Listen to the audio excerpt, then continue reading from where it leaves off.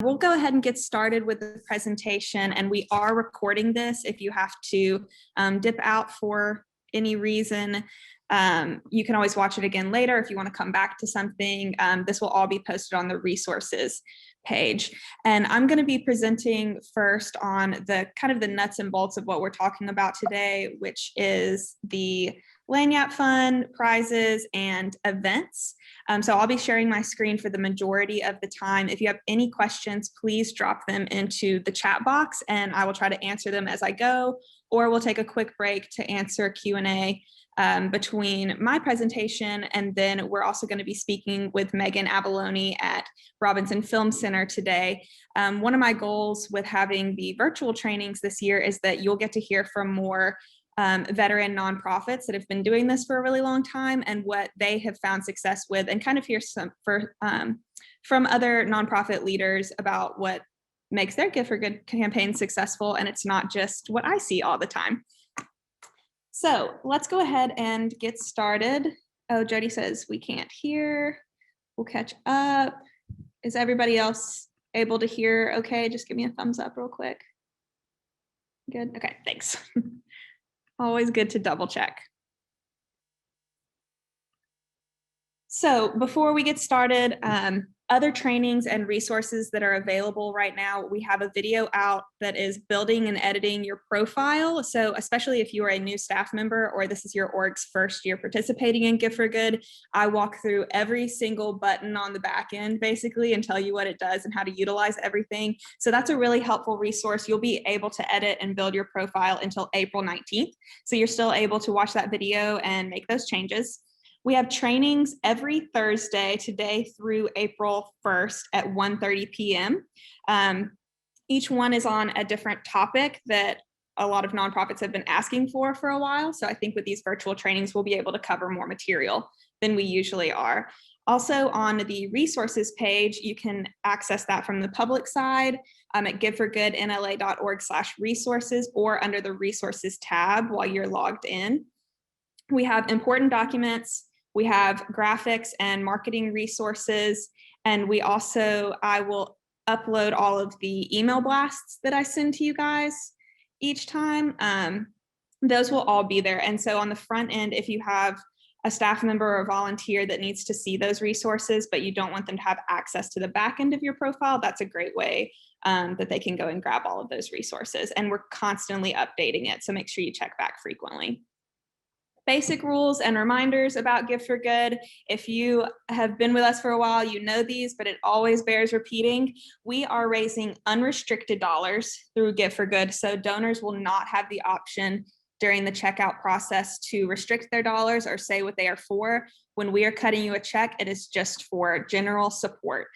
So just so donors are aware, we cannot earmark any sort of funds for a particular program. No benefits can be received from Gift for Good donations. So when anybody is participating in Gift for Good or donating through Gift for Good, they cannot do so in exchange for memberships, sponsorships, event tickets like gala tickets, golf tournament entry fees, or anything like that. It is a straight 100% tax deductible donation, so no benefits. Do not send a tax receipt or a tax acknowledgement letter to donors. We do that automatically. You do not have to worry about it. So we do encourage you to send out thank you notes, but not a receipt. That is particularly something to remember at the end of the year when you're doing your reconciliations. A lot of organizations will resend tax receipts to all of their donors for the full year. So if you imported your Gift for Good donations into your database, make sure that you do not resend a tax receipt at the end of the year. And then also insurance is required only if you are hosting an in-person event. And we're going to talk about the event guidelines for 2021 later on in the presentation. And organizations have to adhere to all of those guidelines because we do have some specific COVID-19 precautions. So those are just the basic rules. And then what is new in 2021? There are some things that we are excited about this year. Civicor, who has been our platform provider since 2017, they were purchased 2 years ago by a company called Neon One. So if you see any sort of correspondence, for example, when you reset your password and it comes from Neon One, that is completely valid. That is the company that provides the Give for Good platform and technology. So I would add Neon One to your trusted senders list in your email so that you don't miss anything there.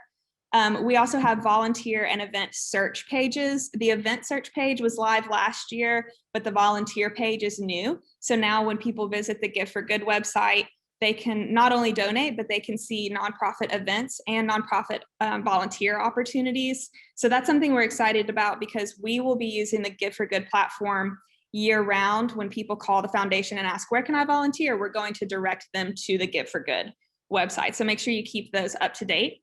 Also, something that's really interesting and exciting is point of sale technology. It is not available at the moment, but it will be ready before Giving Day. And so what that is you can purchase a swiper, and we'll tell you exactly which one it is on Amazon, and you can plug it into your phone so people can donate to you and you won't have to help them input their credit card information. You can just swipe their credit card and they can make a donation right there. So we'll have very specific instructions on what sort of gadgets you need to order for that, and also what the instructions are for that for your donors. So if you're hosting an event, or if you have anybody that is coming to your organization's facility to donate, that's something that's really easy. We're excited about this year. And then as a reminder, this was in place last year, but early giving is real time now. So online giving starts on April 20th. And we'll go through Give for Good Day on May 4th. So it's no longer scheduled giving. In the past, donors had to create an account, schedule a gift, and their credit card was not charged until actual Give for Good Day, but it is real live giving for 2 straight weeks. So just something to remember. And I'm gonna real quick answer a question in the chat. Do you have a screenshot of what the actual donation page will look like when it opens? Yes, I can definitely take screenshots of that and get those to everybody and upload them on the resources page, Noelle. So that's a great question. So let's go ahead and talk about the Lagniappe Fund.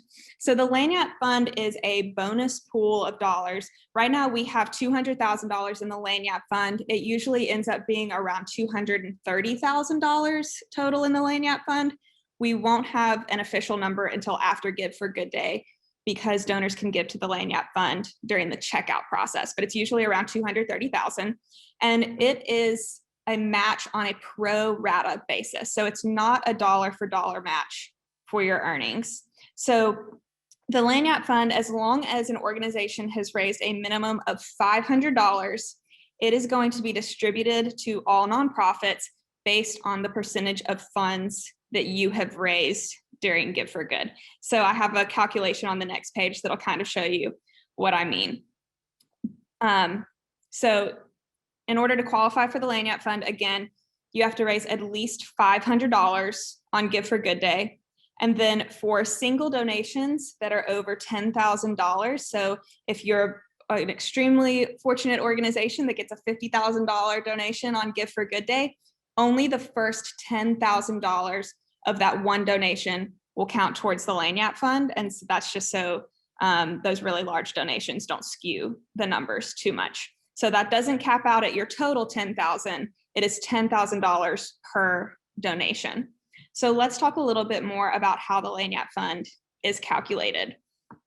So say the total amount raised during Give for Good is $2 million.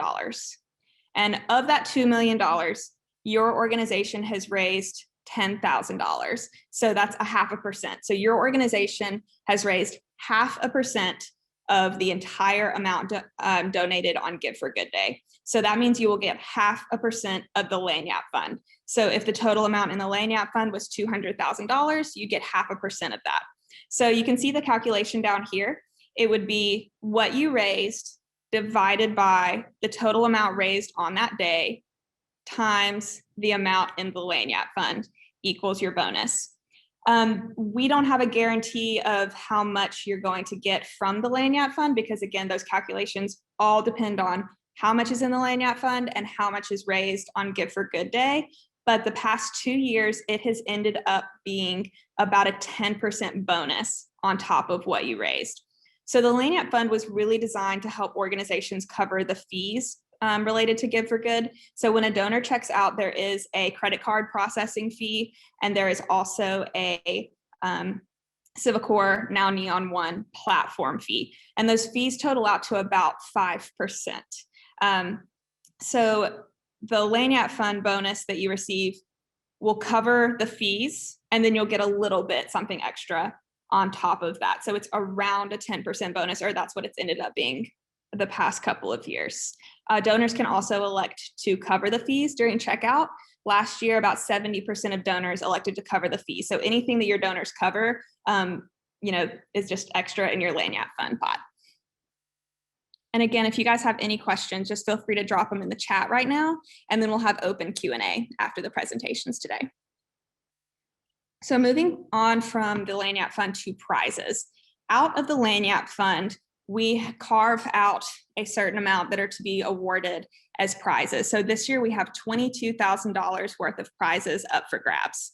They're in two categories this year. We have Gives Day prizes, and we also have post Gives Day prizes. So on Gives Day, which is Give for Good Day, May 4th, that Tuesday, we're going to announce 24 prizes, so one every hour, and they are worth $500 each. So $12,000 is going to go out on Give for Good Day. When you receive a prize, it's going to automatically be added to your Give for Good total and to the leaderboard. So you'll see that added to your total pot in live on Give for Good Day. Then after Give for Good Day, we award an additional $10,000 in prizes, and I'm going to go through what all of the prizes are in just a second. But those are awarded during the check presentation. If we get to have a check celebration this year, last year they just went out in the mail, but you'll find out how those prizes are awarded after all of the Give for Good calculations are finished. And then organizations are divided into small, medium, and large categories based on your operating budget. So all organizations reported your operating budget when you registered for Give for Good. They are broken down into categories. And so those affect not only your prizes, but also donors can filter their search results when they're giving by organization budget. So it does appear on your profile. The exact number will not appear at the bottom of your profile, but if you go look at your public profile and scroll all the way down, it'll show in a range. For example, your operating budget is under 100,000, or it is between 100 and 250,000. So everybody is sorted into a range. So the list of prizes is here. Don't worry about screenshotting this. This list is in a spreadsheet on the resources page, so you can go view it right now. But I wanted to just walk through what each of them are and what they mean. So in this top area under Gives Day prizes, these are the ones that are going to be awarded on Give for Good Day. So again, one every hour. If they have a qualifying hour, you'll see it in the first column right here. So you'll see, for example, between the hours of 1 a.m. and 2 a.m., we have a golden ticket going out. It'll be announced at approximately 2:10 a.m. because it takes me about 10 minutes to process the prizes and get them posted. And then if it is limited, you'll see a description of the prize over on the right.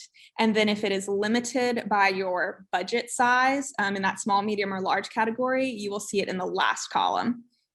So let's talk about a few of the prizes because I get a lot of questions about what they actually mean. So the first donation, that's really self-explanatory. It's the very first donation that comes in on Give for Good Day. So as soon as midnight hits and we start the countdown on Gives Day, the first one that comes in, the organization that receives that first donation will get that prize. Then we have golden tickets. There are 12 golden tickets throughout the day, which is 4 in each budget size category. And the golden tickets are randomly drawn from donations that are received during that hour. So for example, every donation between 1 a.m. and 2 a.m. that goes to a small organization, we are going to draw from those, and it's all done in the system. It's not like we're back here with a hat and little pieces of paper. The system will randomly draw out of that pool of donations the organization that receives the golden ticket for that hour. And so you can get really strategic with the prizes and how you plan them out. So if you know, say you're in the medium category and you know this, you want to make sure that you're receiving a donation, at least one donation between 2 and 3 a.m. and also donations on all of the other hours that are awarding golden tickets in the medium category. Something I will say is that in these wee hours of the morning, when only the community foundation staff is up and looking at it pretty much, and nonprofit leaders too, those really are being pulled from a very small set of donations, sometimes only 4 or 5 donations in that budget category within the hour. So if you are strategizing your prizes, I would recommend texting 3 friends and saying, hey, set an alarm for 3 a.m. and make sure you give during this hour, because you'll have a much higher percentage of receiving a prize during that time. So a lot of organizations will pick out 2 to 3 prizes and really make a strategy of how they're going to win that prize. Moving on, we have 3 prizes that are, actually it's 4 prizes, excuse me, that are based on the number of donations. So the Sunrise Prize, which is from 5 to 6 a.m. We have the Lunch Hour Prize between 12 and 1, the Rush Hour Prize between 5 and 6, and then the Night Owl Prize between 10 and 11. That goes to the organization that receives the most donations in that hour. So there are other organizations that are very strategic about telling all of their donors, we want you to give on Give for a Good Day, but we want you to give between this time and this time, because they're really strategizing for those prizes. So that's another way that you can plan out your prizes and really try to motivate donors to give earlier, give at a certain time, so that you can get those extra dollars and say, hey, even if you only give $10 to us in this hour, that $10 can turn into $500. We have an early giving prize. That qualification is ongoing. So that's going to go to the organization who raises the most dollars during early giving, which is April 20th to May 3rd. We have a 1961 prize, which is going to go to transaction number 1961 on the day, and that's in honor of the Community Foundation's founding year, and it's our 60th birthday this year. We have 2 social media contests, which they have very specific rules and guidelines that are going to be posted later today. They're going to be the exact same as last year. So the Facebook event contest, you have to be RSVP'd to the Give for Good Facebook event, which is not up and running quite yet. I'll let you know when it is. You have to be RSVP'd to that event, and then you can make a post about which organization you would like to, quote, vote for to win the prize, and then we'll draw from all of those comments. And then the social media contest prize, there will be one particular post on Facebook where we ask people to comment, and we'll randomly draw from the comments for the winners. The $1 million prize is awarded to the organization that sets us over the $1 million total on Give for Good Day. And then the goal getter prize, we get a lot of questions about. So if you have a peer-to-peer campaign, which we're going to be doing a training on that in a couple of weeks. If you're doing a peer-to-peer campaign and you have a goal of at least $500 for that, if that person that's doing the campaign for you meets their goals by 8 p.m., they're going to be put into a list for a drawing for that prize. So for example, last year, in that subset of groups that had peer-led campaigns that had met their goal of $500, there was one organization that had 5 peer-led campaigns that had met their goal of $500 by 8. So that means they had that many entries into that prize. And again, there's going to be a completely separate training on the peer-led campaigns, but those are the ones where a staff member, a volunteer, a board member, a friend can set up a campaign on your behalf, kind of like a Facebook, like a birthday fundraiser. And so when somebody gives to their campaign, those funds are immediately redirected to your leaderboard. So they go straight to your organization.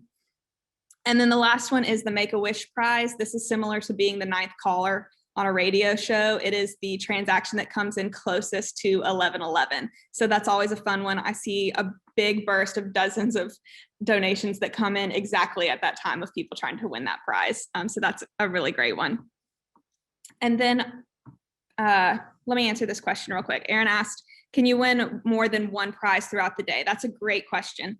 No, you can only qualify for one Gives Day prize. So say you win the very first donation of the day, you cannot win anything else throughout the day. So regardless of whether you had the most donors within a particular hour, it's going to go to that second place person. So you can win one prize in the Gives Day category, but you can win as many as you qualify for in the post Gives Day prizes.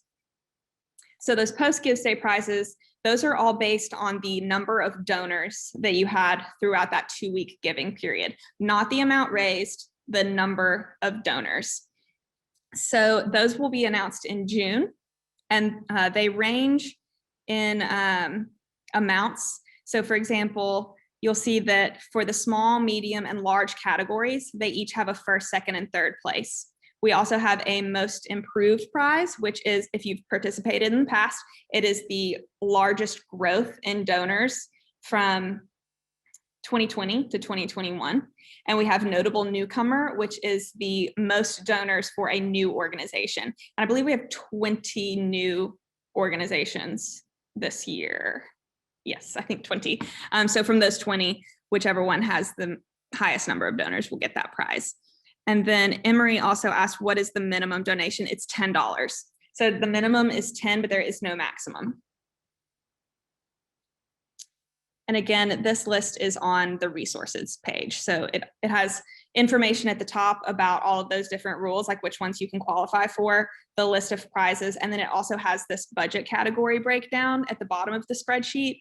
And so if you have reported your operating budget to be under 100,000, you are in the small category. Medium is between 100,000 and 499,000. And then anything over $500,000 operating budget is the large category. And so you can find out which category you're in either on the back end. You can see the number that you've input as your operating budget, or you can go to the front end and it will tell you which range you are in. So that's how you can find out which category that you're in. And they are broken roughly into thirds, so that there's an even amount in each category. Okay, so again, if you have questions, drop them in the comment section. We're going to be moving on to events. And this is where it gets a little particular because we do have some new regulations around COVID-19 this year. So why would an organization host an event?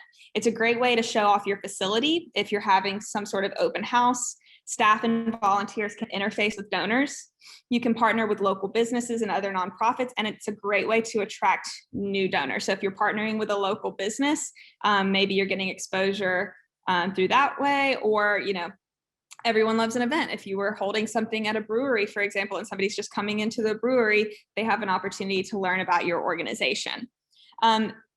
This little note at the bottom doesn't exactly apply this year because we are not having large events, but remember that Give for Good is about building our community and showcasing the great work that your organization does. So throwing some sort of gala or dinner or a really large traditional fundraising event may not pair well with Give for Good. It's more so about energizing your donor base, especially those smaller or the younger donors, and really showcasing your work. So the basic event rules that apply every single year, again, no benefits for donations. So if you're having an event and somebody comes and makes a donation, you cannot stipulate that somebody has to donate to get a drink, to get food, to get a raffle ticket. You can offer these things, but they have to be free and open to the public. So for example, you could have a free pizza party that everyone is welcome to come and have a slice of pizza, but you can't require that somebody shows a donation receipt in order to get the pizza. So no benefits for donations. If you are having an in-person event, you have to have insurance and you have to list the community foundation as an additional insured for coverage up to general liability coverage of at least $1 million. And that has to be uploaded by April 19th to the document section of your profile. And you also have to put the event on your Give for Good profile under the events tab. If you have any doubts about whether what you're doing is an event or not, there are a lot of questions about that. Please send me an email, email giveforgood@cfnla.org, and I'm happy to talk through any sort of scenario that you may have, and the insurance as well. If you go to the resources page, then you'll see there is a document called event guidelines and insurance information. And we walk you through all of the 2021 guidelines and also how to ask your insurance agent for the certificate of insurance and exactly what we're looking for. So in 2021, the guidelines are, we will not be permitting traditional in-person events. So when you think about an event as being, you know, a 2-hour-long event where you invite 100 people to all come to one location at one time to learn about your organization or learn about Give for Good, that is what we are considering a traditional in-person event. I know that CDC guidelines may change between now and then, but we, the Community Foundation, we have to be able to plan for the events. You guys have to be able to plan for the events. So we are just saying right now, there will be no in-person events for 2021. We highly recommend having 100% virtual events for a variety of reasons. If you're having a virtual event, we do not need insurance. So you're saving that cost and that time right there. Also, if you're throwing a virtual event, regardless of what the guidelines are, when April and May roll around, you won't have to replan it. So things could be more open, things could also be more closed. We really don't know what's going to happen. So virtual is the safest bet when planning events for this year. The in-person types of events that we are going to allow, which will require insurance, drive-through events, come and go events, and spirit days. So just to walk you through those real quick, a drive-through event is something where someone will never get out of their car. They could drive up to your facility. You could hand them a little something or a flyer with information about donating to Give for Good, maybe with some instructions on how to donate, and then they would drive on about their merry way. That's what we're considering a drive-through event. And also Megan from Robinson Film Center, they had a really great drive-through and a really great virtual event last year. So I'm excited for you to hear some of what worked for them last year. Come and go events is exactly what it sounds like. People are coming and going all day at your facility. So say you're having an open house and you're open from 8 to 5, and you say, stop by anytime to pick up, you know, a treat and instructions for how to give through Give for Good Day, or stop by anytime and we will help you and walk you through the giving process on this day. So anything that is driving people to not all come to one place at one time. And then spirit days, that is when you partner with a restaurant or a brewery or wherever you like, and it's where they donate the proceeds to your organization. So for example, come eat at Twisted Root at any time on this day, and 10% of the proceeds will be donated to our organization's Give for Good campaign. Restaurants and venues are already required to follow CDC regulations, so they are really helping you out there. And also, most of them are doing spirit days where it will also apply to pickup orders. So it's a great way to have an event without actually having an event. And again, drive-through, come and go, spirit days, anything where anybody is going to be showing up somewhere, we do require insurance for that. We also encourage all of your staff and volunteers to adhere to current CDC guidelines, including wearing masks and social distancing, whatever the guidelines are at the time. And again, when in doubt, send me an email and I'm happy to walk you through and talk you through kind of your event thoughts and needs. Open events that we typically have every year. In the past, the Community Foundation has hosted Shop for Good, which was kind of like a nonprofit fair where everybody had booths and was able to come and kind of shop nonprofits. We have no plans to host Shop for Good at this time, just so everybody's aware. But we will be hosting the KTBS First Cup Morning Show. It is on that Tuesday, May 4th, and it is from 4 a.m. to 6 a.m. And we will be doing the drive-through nonprofit parade again. So I'll have more details up on the resources page later on, but do plan for that because I've already talked to KTBS and we will be having that drive-through event. And again, that's free and open to everybody, all nonprofit participants. A few important dates before we get to our super fun interview with Megan that I'm excited about.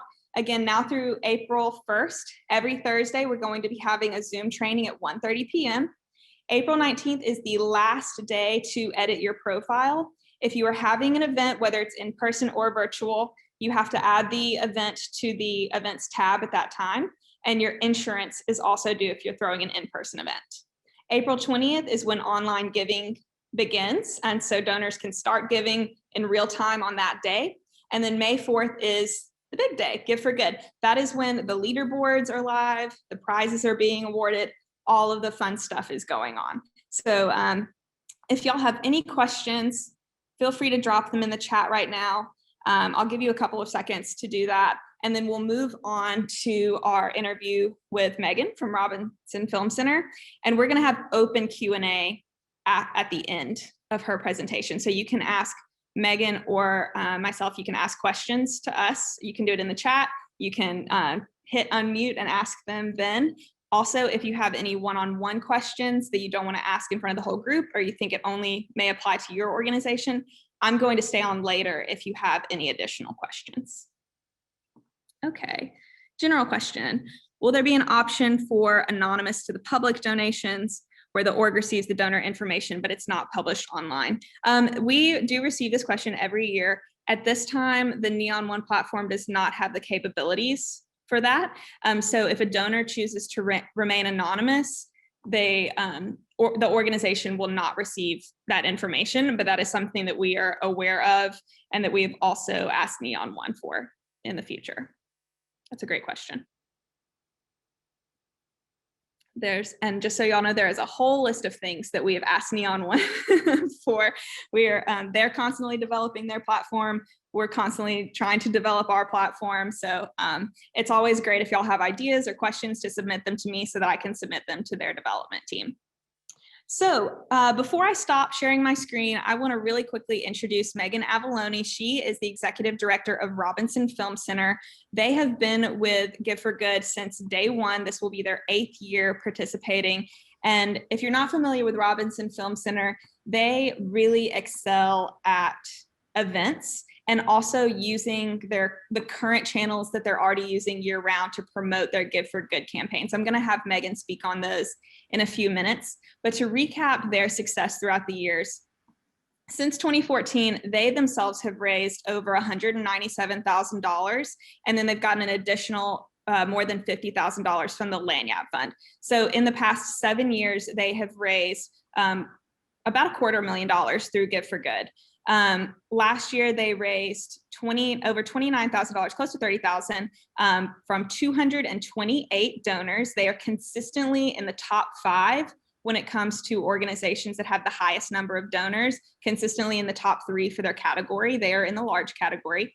And last year, they held a drive-through event as well as virtual events, which I'm so excited for Megan to talk about because they did a really great job of pivoting all of their plans at the last minute. I'm sure all of you remember, but everything decided to shut down about a month before giving opened. And so everybody kind of had to pivot their plans. Here are a couple of photos from their drive-through event. So you can see they were giving out popcorn right outside of the film center, and they have little stickers on their on the popcorn with their URL. So again, free to everybody. You could drive up, get your popcorn. They were promoting Give for Good, and then you drove on, and their staff and their volunteers are wearing masks and gloves and everything, and they're being super safe. And also they had virtual events. And I chose this picture of Megan because I think it is the epitome of nonprofit virtual events. As you can see here, she's just got a table out with an iPhone. You can prop an iPhone up on a book. I have that exact same tripod. You can get it off of Amazon, but you do not need a fancy setup to do virtual events. You can do all of this with an iPhone, and it can be really fantastic and a really well done event without a ton of technology or expertise. You don't have to hire somebody to help you out with that. So I'm going to stop sharing my screen so we can talk to Megan.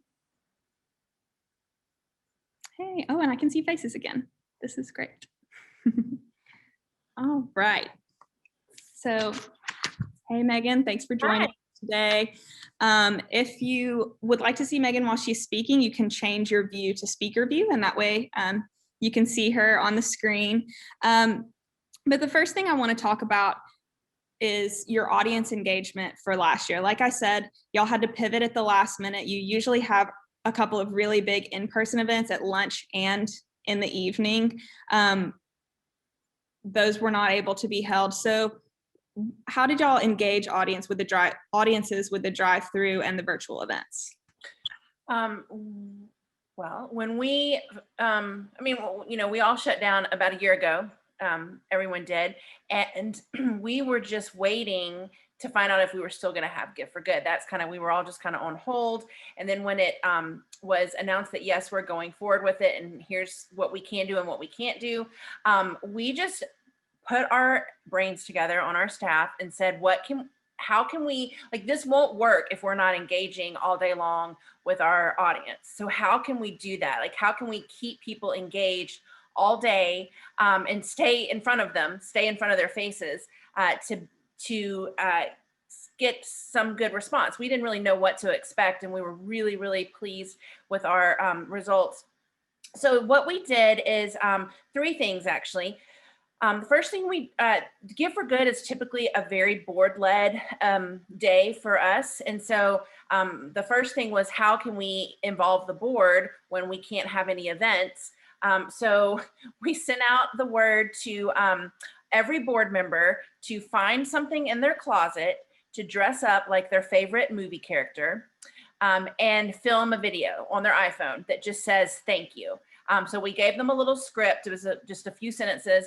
And basically it was saying thank you to our donors on Gift for Good Day. And so they sent them in to us, and we planned throughout the day, every other hour, to play one of these board videos, these thank you videos with our board looking kind of ridiculous, dressed up in movie character costumes. And then, so on the hours, that was every other hour. So on the off hours, we did a live virtual trivia, a Facebook Live virtual trivia. And they were ridiculous. So, and the one that Emily showed, it was our, each of the trivias had a theme, and I dressed up for all of them and looked like a fool. So the first one we did was, they were all movie themed. So we did movie soundtracks. So we played a song, and you had to guess on Facebook on the live what movie the song was from. So I dressed up like a DJ, and I had a disco ball hanging above me, and I had on crazy glasses. And then let's see, I wrote them down so I remember. At lunchtime, we did a trivia about food in movies, famous food scenes. The picture of me in the Cubs hat was for our afternoon slump. We did a comeback, famous comeback movies. And so I wore my Cubs hat and shirt because they always are an underdog that deserve a comeback, rooting for a comeback. At happy hour, we did famous drinks, famous cocktails from movies. And then since it was on May 5th, that evening, we did a Cinco de Mayo trivia where it was all about Mexican films. And then at like 9 or 10 at night, this lasted all day. We did a nightcap trivia round where we talked about famous hats, like for instance, Indiana Jones. Like, we showed the hat and you had to guess the movie. So we did this every hour. It was either a live trivia game or posting a video from one of our board members. And then at the same time, we had a drive-through popcorn. Since that's kind of what we're known for as a movie theater, is serving popcorn. We gave free popcorn out to everybody, and all you had to do was drive up. And this was, things were very, very shut down at the time. So not even, I think restaurants opened on May 19th, I think. And so this was 2 weeks before that. So people were very excited to get out of their house and drive up to the Robinson and get a bag of popcorn. So that's what we did throughout the day. And it worked. We did stay engaged. And like I said, I looked like an idiot, but I think the more ridiculous and the more over the top and the more of a spectacle you make of yourself, the more exciting it is for people to want to tune in, because you have to give them a reason to want to come to something virtual, because otherwise they could just be, scrolling through Facebook or, anything else that you're doing typically on a day. So that was kind of our plan, and we weren't sure how it was going to go, but we are excited that it went really well. Yeah, that's great. And so you used Facebook Live for all of your events. And just for any of you who aren't familiar with Facebook Live, it's completely free. You can do it from your Facebook business page, and there are tons of tutorials out there on how to do Facebook Live if you're unfamiliar with those. But something that you just touched on is standing out amongst the Facebook feed.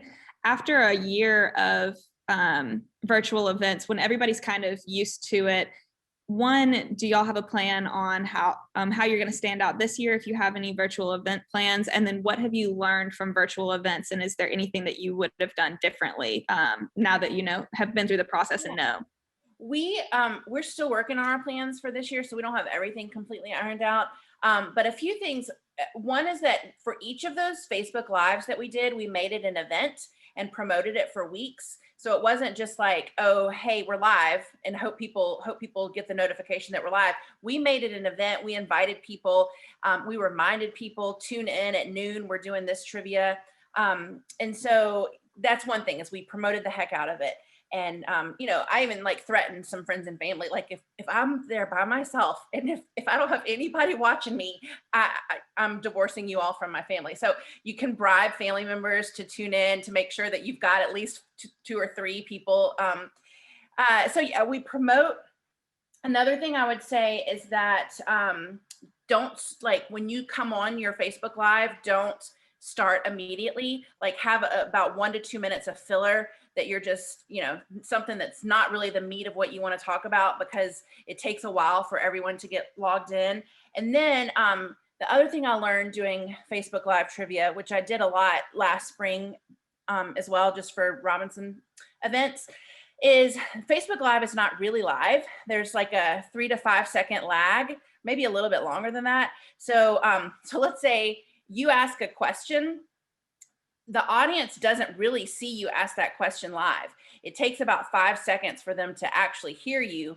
So then there's another few seconds before they start answering. So if I just asked a question and then waited silently for an answer, there's about 10 to 20 seconds of dead time. And then you lose people with that. So what I learned to do is, after you ask the question, have something planned to talk about for the next 15 to 20 seconds while you're waiting for answers to come in.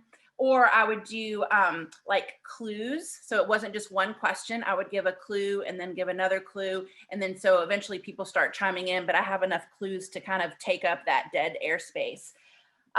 So yeah, those are the things that I learned. But I think the biggest is make an event out of it, and like make a Facebook event out of it, invite people and promote it. So it's not a surprise that you're going live at a certain time. People are prepared for it, and your supporters are ready to tune in and see you live.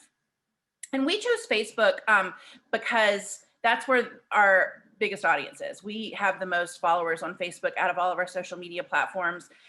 So that's why we chose Facebook, but it doesn't have to be Facebook. It can be whatever works best for your organization. Yeah, those are all really great points. And I second so wholeheartedly the friend and family and staff plants in the trivia. So last year, every year we assign staff of who's going to go to which events. And we hosted 4 virtual events from the Community Foundation page last year. And we actually had staff assigned to attend each event. And they had very specific instructions on to share and comment and just say, wow, I'm having so much fun, because if you really want to drive that engagement, you kind of have to have the people planted there to do so, just in case. Just in case. And it's also just for your own sanity and your own ego, because it's just so sad to be on there by yourself and nobody's commenting. So even if it's a plant comment, you're still like, oh, hey, mom, thanks for commenting. But it helps. Yeah. Yeah, so true. Okay, so as I mentioned earlier, Robinson is constantly in that top 5 of the number of donors that have given to you on Give for Good Day. And again, that is not the total amount of dollars raised. That is the number of individual donors who have given to you. So do you guys have a strategy of how you're reaching those donors each year and how you keep growing that number? Yes, we are very upfront about the fact that we want to be in that top 3. So we tell people that we want to be in that top 3, and it becomes, I mean, if you have any competitive spirit in you at all, it becomes just a really fun game. If you're a supporter of the Robinson, or if you're a supporter of any of the organizations that are represented here, if you say, hey guys, I know you love us, we want to be in the top 3 of donors, of number of donors. Can you help us get there? Like, can you give $10? And can you ask your neighbor to give $10? And you can, and so like we'll post throughout the day. Every time I did one of those Facebook Lives, I would start it and end it with an update as to where we were and where we wanted to be. Kind of like the like Jerry Lewis telethon. I'd say like, okay, by the time this live is over, can we get, can we get 20 more donations or whatever it is? And it's so exciting to see those results real time. But I think our supporters are kind of in on the game at this point, and they want to also help us get there. And like, if you see yourself fall on the leaderboard a little bit, you're like, oh no, we got to rally the troops and get up a few more donations. So that's the biggest way that we do it, is that we are just very upfront about, we want to be in the top 3. So please help us get there. Whatever you need to do to help us get there, call every member of your family and ask them to give $10. And we're not as near as high in the total dollar number. So it's not, to us, it's not about giving big donations. It means a lot to us to have a lot of small donations, just because that's kind of shows that we have widespread support, and it means a lot to us. Another thing we have done in the past is send a letter out to all of our members. We have a membership program at the Robinson. And so we typically have right around 1,000 members. So we'll send a letter to all of our members and say, guys, there's 1,000 of us. If each of us commits to giving $10 on Give for Good Day, that's 1,000 gifts right there. Now, we've never gotten 1,000 gifts, obviously, but we pitch that to the members to say, like, and we already know that you like us and you want to support us. So here's another way that you can support us and help us reach our goal of getting in the top 3 for the most donors. Yeah, those are kind of our loosely formed strategies. Yeah, those are really great strategies. And in the interest of time, I've got 2 more quick questions for you. First of all, y'all do a really great job of using the channels that you use year round to promote your programs and your events, and switching everything to Give for Good language. And that's something that we've talked about in marketing trainings before, is that you don't have to reinvent the wheel for Give for Good. Just put that logo in your URL and what you're already using. So could you talk a little bit about the channels that y'all use year round that you switch to Give for Good mode?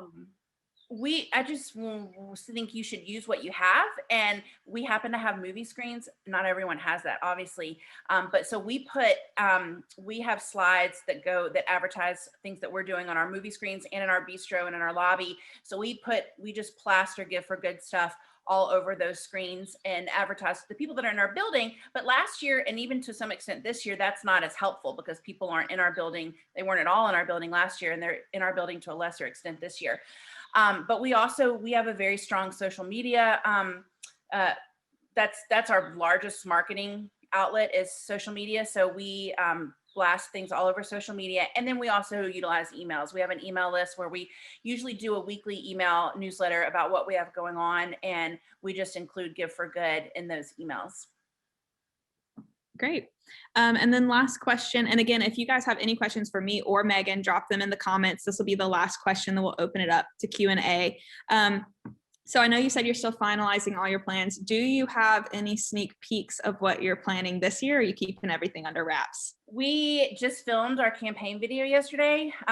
We do a campaign video each year, which makes sense again for us because we're a movie theater. And they can be, like Emily said earlier, they can be really low tech. You don't have to hire a production company to do them. You can do them yourself. But our campaign video is always the center of our campaign, and then we do all of our other marketing to tie into that. And so we're going to debut that on April 1st. But I'll just a little hint is that we're taking a humorous look at the fact that we're all tired of social distancing at this point. So that's kind of that's a piece of our campaign. But yeah, we're excited about it. Good. I can't wait to see it. Y'all's videos are always so funny. And just to touch on the technological piece, I don't know about y'all. I know y'all have really great, film enthusiasts on staff, but for the community foundation, if you've ever seen our community counts videos or even the Give for Good promos in the past, they're all shot on my iPhone. So it does not take a full-on production team to put together a video, and there are tons of free tutorials out there that everybody can take on video editing and things like that. So sometimes the lower tech, the better, like it's got that homemade feel to it, and it's funnier and easier to connect to. Exactly. And the best camera you have is the one that's in your pocket, because you want to capture what's going on in front of you all the time. So thank you so much, Megan. If anybody has any questions, you can drop them in the chat, or you can unmute and kind of ask, and we'll have a free discussion right now if anybody has any questions for either of us about anything pertaining to Give for Good.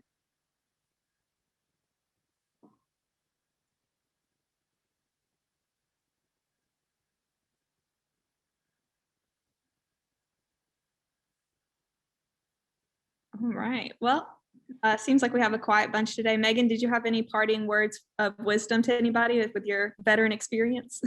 I just also really connected to something you said in your training portion about looking at the prize list and developing strategies for that.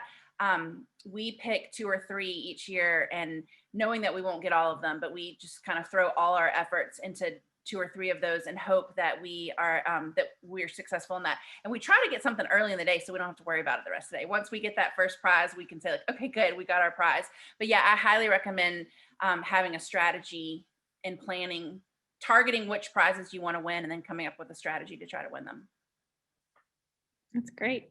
Well, thank you guys so much for joining us today. We're going to stay on a few more minutes. If you have any questions, feel free to stay on, but thank you all so much for joining, and let us know if you need anything. Thanks, Emily.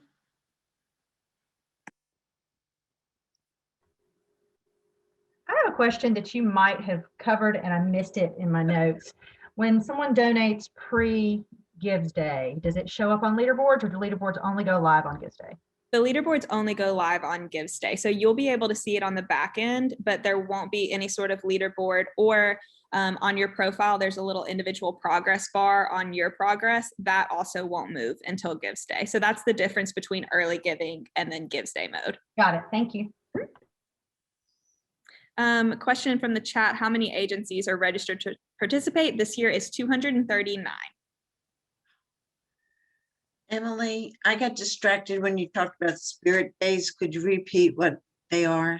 Yeah, so Spirit Day is when you partner with like a restaurant or another for-profit organization, and they agree to give a percentage of their proceeds to your organization. So say you partnered with Twisted Root and you said, okay, and any order, whether it be in the restaurant or a pickup order that day, they agree to give 10% of the proceeds to your organization on Give for Good Day. And so how that will work is you can either do your day during early giving, or the business just has to know that they need to cash out at the end of the night and know how much they want to give you, and they need to make that donation before midnight on that day. So we are partnering. I'm representing Oakwood Home for Women. We're partnering with Grub Burger. Mm-hmm. So what they're giving us 20% of anyone that walks in and said they were at Oakwood. Mm-hmm. So we can put that towards the Give for Good? Yes, any donation that comes in before midnight will count. So if they are willing to calculate all of that out for you when they, I forget what it's called when you click the little button on the credit card machine. It's been a while since I've been in the service industry, but if they will agree to do that and make a donation to you before midnight, then it will count towards Give for Good, and then therefore the Lagniappe dollars. Another thing that some businesses do, especially the really local businesses, is they'll agree to give you like say $5,000, and if you don't quite, they'll give you $5,000 at the end of the night, regardless of whether you hit that like percentage of proceeds or not. So there are different ways to work it out with the businesses. And one more quick question: you said you were going to tell us what the item for the point of sale is called, so we can get that ordered from. Yes, so that is still being added to our back end. It is not live yet. So once that has actually been implemented and plugged into our website, we will have very specific instructions, because it will actually have a different the way it works is it has a different URL than the one that you Right. have. So instead of Right. being giftforgoodnla.org/ your organization's name, it'll be /swiper/ the URL that you put in. And so you'll go to that particular one, and rather than adding it to a cart, they will only be able to donate directly to your organization. But you can swipe it and it'll fill in all the credit card information. So you don't want to give us the name of the swiper now? We have to wait. I don't know the name of the swiper. Oh, okay. Yeah. No problem. But I know Thank you it's so much. available on Amazon, and they told me it's like $15. So I'll send everybody the Amazon link. Okay. Thank you. It's like Square, that type of thing. Yeah, it's just a little reader card that you plug into your phone. Thank you. Yeah. Mhm. Hey, Emily, my question was about Spirit Days too. So you can host a Spirit Day before Give for Good Day? And it counts like it's been that April 20 to 5th window, you're good? Yes, that's exactly right. Can you have multiple? Yes, you can. Okay. You can have as many events as you want, and as many restaurants as are willing to partner with you. This is my first time planning Give for Good Day, so this will be fun.